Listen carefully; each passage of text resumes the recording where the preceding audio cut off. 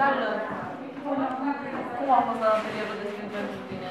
A fost peste așteptări.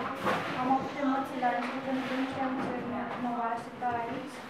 Dar îmi pare foarte bine că am venit pentru că e un mediu care îți poți deschide inima și în același timp să te simți în siguranță.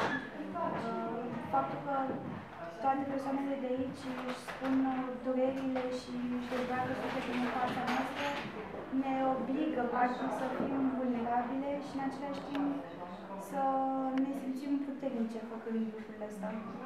Exact. Am încercat cu atelierul de stil să creăm un cadru, un mediu, unde se produce schimbarea în noi și unde ne activăm resursele interioare, pentru că în societate nu ne încurajează nimeni să fim sinceri și vulnerabili cu inimile noastre, cu sentimentele noastre. Și am lucrat împreună pe emoții și surprizele au fost grandioase și toți cei care se temeau de vulnerabilitate au ajuns să se bucure că sunt vulnerabili și au inima deschisă.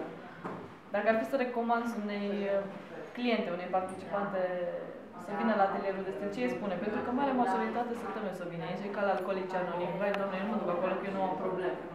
Mi se pare că în fiecare zi facem lucruri pentru creierul nostru, avem grijă să citim anumite cărți, să aflăm mai multe informații, dar cred că cel mai important este să ne oferim cadouri și pentru suflet, iar faptul că vii aici e un cadou excelent pentru sufletul tău.